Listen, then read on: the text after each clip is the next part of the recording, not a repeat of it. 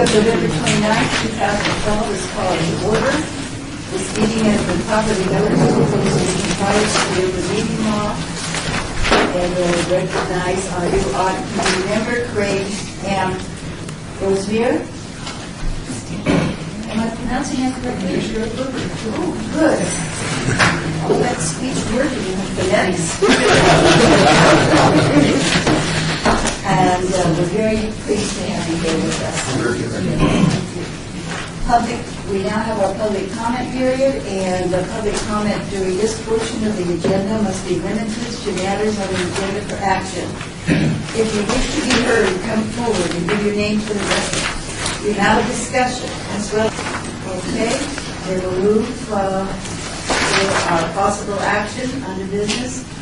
Approval of the final minutes for the August 23rd, 2012 Audit Committee meeting. Are there any corrections or additions? I will entertain a motion for approval. So moved. All in favor? Aye. Opposed? It's been approved. Excuse me. I'm assuming, Mr. Roseberry, you're going to be abstaining since you weren't at that meeting? Correct. Okay. So he is with the abstention. Yes. Okay.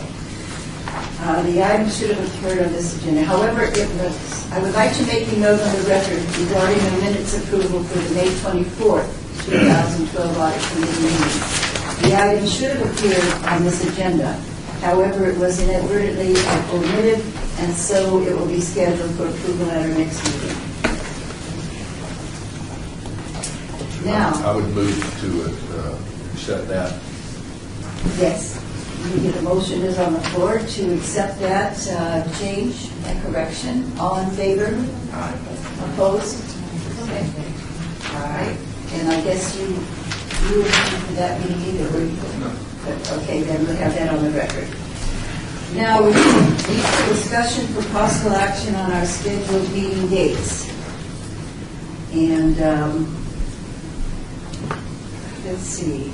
It says we have the purpose of the meeting dates is to establish the quarterly audit committee meetings for calendar year 2013.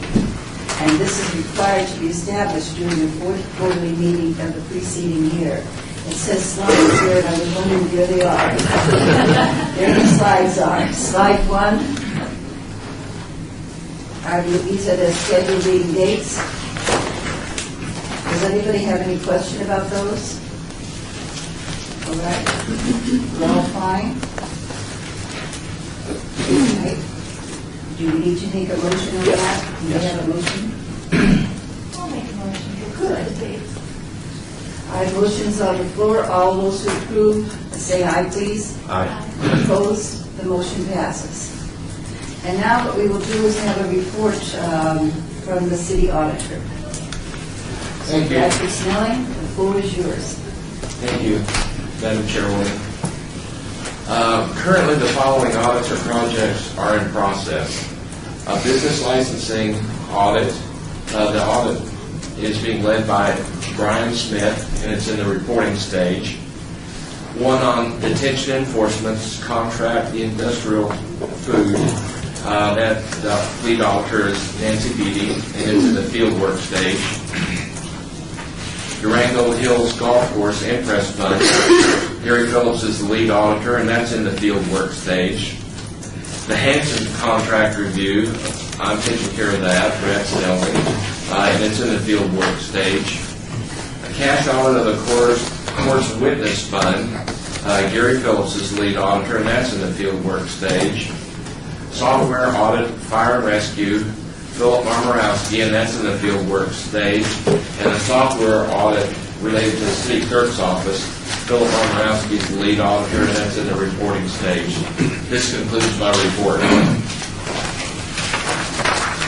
Are there any questions or discussions? I would just like to ask you that on the work that you do on detention services, food on industrial food, nothing else? Yes.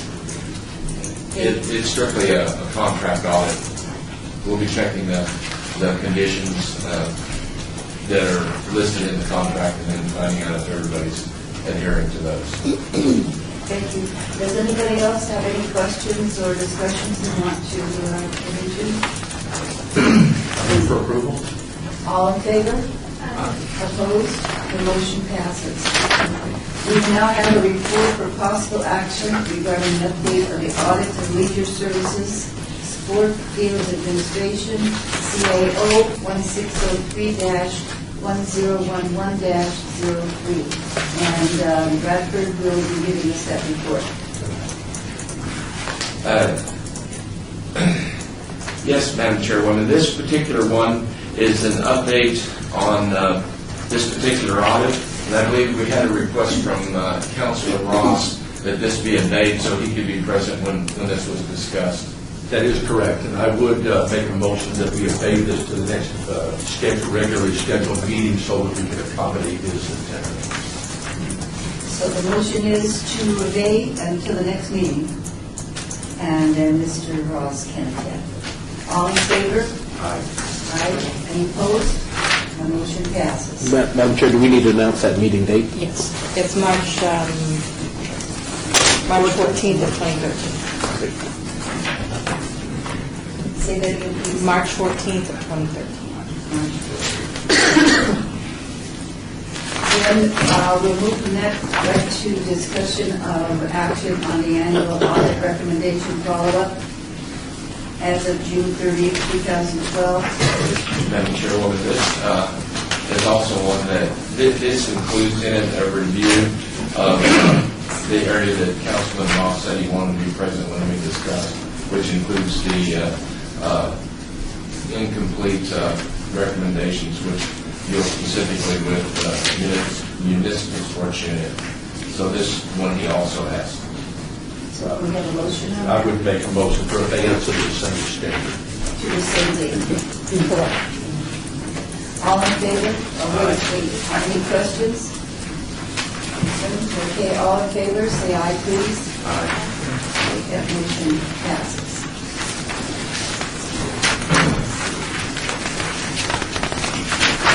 Now we're on slide 10.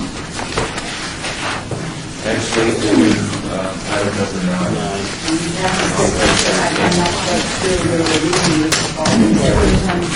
We're on slide 21. So all the rest we're passing because of that with the obey. And we'll move into page 13, item number 9. Discussion for possible action on audit of economic urban development, neighborhood stabilization program, 1803-1213-03, and Bradford will have that in the office. Thank you, Madam Chairwoman. The auditor that was the lead auditor on that was Nancy Beatty, and she's here to give a report on that audit. Good morning, committee members. The City Auditor's Office completed an audit of the Neighborhood Stabilization Program. The Neighborhood Stabilization Program is a federal grant program created by Congress to respond to the mortgage foreclosure crisis. The City of Las Vegas received funding in Phase 1 and 3 of the program. NSP grant funding was used to purchase, rehabilitate, and either resell or provide low-income rental housing for qualified individuals. 75% of the funding was used for resale properties. 25% of the funding was used for long-term rental properties. I'd like to give you an overview of our audit findings. Our audit showed that monitoring procedures were not established over the agency contract to provide property management of properties purchased and held by the city as long-term rentals, and agencies contracted to assist potential home buyers of properties purchased by the city for resale. Properties purchased with federal grant funding are subject to certain requirements. Deficiencies were identified with the environmental review plan completed for properties purchased by the city. Inconsistencies were identified with procedures used to verify the debarred status of contractors who completed the rehabilitation work. Staff completed initial inspections to determine what the costs and extent of repairs were before properties were purchased. A comprehensive analysis was not always documented. A review of change order documentation showed that it is not always possible to determine whether specific work was previously included in the scope of work. Audit procedures noted the following issues with the NSP housing rehabilitation contracts. Inconsistencies were noted with with the submitted conditional waiver and release upon final payment forms. Contract disclosures were not obtained as required by the contract. Certain practices were identified that would impede the ability for the city to collect liquidated damages if work was not done by a set date. Periodic verifications were not completed to ensure that properties purchased and sold are included or excluded on the city's scheduled values listing for property insurance coverage. The insurance certificates are not always submitted in accordance with their contract terms. I appreciate the assistance of economic urban development staff during the audit and would like to thank them for their help. I reviewed the audit findings and recommendations with management. They agreed to the report and submitted their management plan of action and estimated date of completion for each audit recommendation. Their responses are included on the back of the audit report. This concludes my briefing. I would be happy to answer any questions you may have. Representatives from Economic Urban Development are also here to answer your questions. Are there any questions or discussions from those in the audience present or from the committee? I do have a question. As I read through this, it appeared to me, my first read through this, having been in audits for, financial things for many years, my first read through this was, wow, did we get anything right as we started into this program?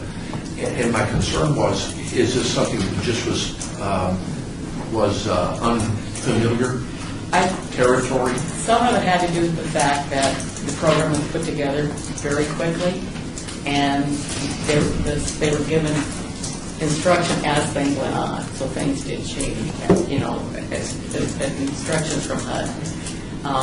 Some of it had to do with the way, for the rehab contracts, the way the contract was written and compliance with that. Whenever you have federal grants, there's always a lot of different requirements. And so this is, that was what I was getting at. This is part of the course and one of this? yeah, it's pretty much compliance issues. Okay, and the ultimate question is, do you get a sense from the responses that we've seen, which are well laid out, that we are in a good place here? And actually, throughout audit field work, as issues came up, I would discuss it with them, and they immediately started working on some of the areas. They've indicated that they pretty much had everything together, and they were going to give me some information so I could start doing my review. So, but I haven't done that yet, so they've been very responsive. Thank you. Chairwoman, if I may. Yes. I'd also acknowledge Tim Whitwright and Bill Arndt. We did. I think right now, this is like a model. We're like one of the highest performing agencies in the United States that's actually spending down the money. I'm not sure if Bill or Tim would like to say something on that, but they've done a really great job on this project. Actually, if I can, I would like to Join me. Join me.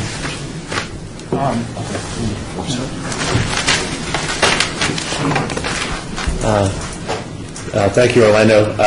Madam Chair, through you to Member Workman, to address the earlier question, and thank you, Ms. Beatty, for your comments. I agree with them. This program is kind of unique in that normally most of our work for, I'm sorry, I didn't say my name, Bill Arndt, Director, Economic and Urban Development. This program is a little bit different in that instead of relying primarily on nonprofit partners, we're primarily relying on our own staff. And one of the reasons was when the federal agency, Department of Housing and Urban Development, put out the grant funding, there were very tight timelines on when we had to spend the money. And we had to go and make acquisitions of single-family homes, renovate or rehabilitate these homes, and then either sell them to buyers or market them to renters. And we did that for 25% of the homes because a portion by federal statute had to go to very low-income households. So we didn't want to set up people to fail, so to speak. So one of the things driving our performance, and there were a lot of issues that came up in the audit, and we agree with them, is we had to move very quickly. So we were very effective in getting the money out, and there were some things that we now know, and having administered the program, where we can do better, and we're trying to implement those. I did want to let Tim Whitwright, Neighborhood Development Manager, just comment on the most recent grant, NSP3. we were given very tight time frame to achieve all the objectives that HUD laid out. And we're actually now one of the highest performing agencies in the country. So I wanted to let Tim share more. Yeah, I did want to know, because again, Tim Whitwright, manager of the Neighborhood Development Division with the Economic Urban Development Department. Actually, based on some HUD reports, actually produced by HUD, Washington, D.C., we looked at those, went through that paperwork, and actually, and notice I dug deeper and deeper, I found that not only were we #1 here in Clark County, but we were #1 in the state. And as I dug in deeper, not only were we #1 in the state, but actually in terms of meeting our goals and timelines, we're actually #4 nationwide. We're 4th nationwide out of 225 grantees, going up against the likes of state of California, New York, Florida, Michigan. I mean, we're going up against some large players in this game, and I thought, wow, I was just very, very proud of my team and what they've accomplished. As far as goals and deadlines, they have a 50% expenditure deadline, comes up this March. We're already over 60%. And again, part of why we're #4 in the nation, there's several very large, prominent grantees, if you will, who are not anywhere near that. So again, very proud of the team. The only other comment I would like to make, if I can, is Nancy, very much appreciate your work on this. I mean, what you've done for us to help us improve the program and help us maintain now that position we have, invaluable. You were out in the field, you spent a lot of time and effort, and I really, as much as there can be contention on some of this, very valuable service, and I do appreciate that. If I could just add briefly, the 4th in the nation is in terms of putting the money to use. One of the challenges of the program has been the local real estate market.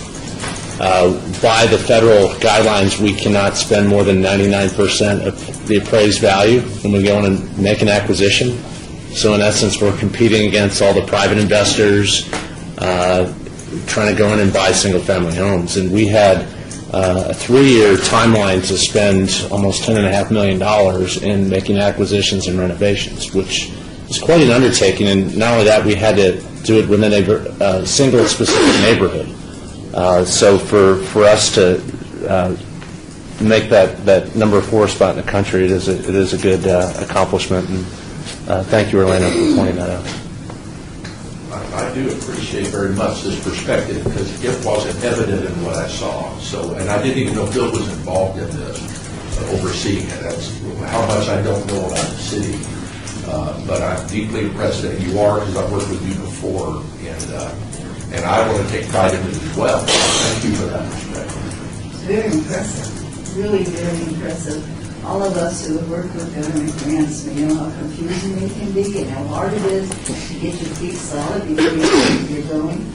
And to have done that and to have achieved what you have achieved, in addition to that, sort of be a model of how an audit would work with the department. I think that's really excellent. I'm really most appreciative and respectful of that. Are there any other questions or discussions? Madam Chair, can I make a comment on this? We had, in the last few weeks, we've had 2 reports that were covered in the media. One of them, or this is one of them that was. It was actually based on an article, I think it was last Sunday in the Sun. And in that article, they talked about the audit nitpicking. And I want to make a comment about that so you understand that. I'm not going to let them say we're nitpicking and get away with it without some kind of comment. This particular audit dealt with a grant. And as you may or may not be aware, when auditors come in, the outside auditors, the government auditors come in, the federal auditors come in and look at these grants, they go over them with a fine-tooth comb. And anything that is not the way it should be can potentially put city dollars at risk, the grant money at risk, and we end up having to pay for it ourselves. So whenever we do a grant audit, we are very careful to go very deep into the programs and look for everything we can find. It's better that we find it and we fix it than have somebody come in from the federal side and find it and cause us more problems. So there probably are maybe some findings in here that in another performance audit would be handled in a management letter. But in order to bring it to the level so that it could be addressed, well, then we went down to a very, very fine level, and pretty much everything we saw we talked about and included it on the report. I just want you to know that we don't go out and nitpick. Sometimes the departments might disagree with us, but when it comes to a grant audit, we're very detailed about it. So just know that this was my plan. We went down to this level. Well, probably the person who wrote that article, in some other cases, when you say that we didn't pay enough attention. Yes. I mean, one way or the other. I know that you might get an auditor from the government who's not in a real good mood that day, and you might get some really strong questions that you think, well, this is ridiculous, but I think it's really to be better safe than sorry. And you never know, and that's a lot of money, and it turned out well, and I think you're proud of it, and if he wants to look it over, or she, whoever wrote that, would be better, let them do that too. One thing I will add with the article itself, they went and they talked about some of the issues that we brought up, and they talked to some of the people in the real estate industry in the area, and they were very supportive of what we found, and said that those were things that really needed to be brought up and straightened out. So, again, we were vindicated there, but I wanted to officially let you know that's where we stand on it, and we will look very closely at grant audits anytime we do one. And you should. And we appreciate that you do. All right. Are there any other questions or comments? Madam Chair, I'm just going to follow up to Mrs. Melnick and just like to indicate that in light of that, the fact that we don't want to put these grant monies at bay or jeopardize any, it's critical in our housing situation and all things that we get every grant dollar we can. We probably do. So my concurrence with kudos for Bill and Tim on how they're doing this and let's keep it up. And again, it sounds like this is what audit is supposed to do. This is precisely what we do, make sure that we catch it without having the feds or someone else have to catch it. And do it in the manner in which we did, where it was a team working together, and no defensiveness, just as you said, wanting to learn more and appreciative of it. Do I have a motion to accept the report? Good. The motion has been made. All in favor? Aye. Opposed? The report has been accepted. Again, we have citizens' participation. Public comment during this portion of the agenda must be limited to matters within the jurisdiction of the committee. No subject may be acted upon by the committee unless that subject is on the agenda and is scheduled for action.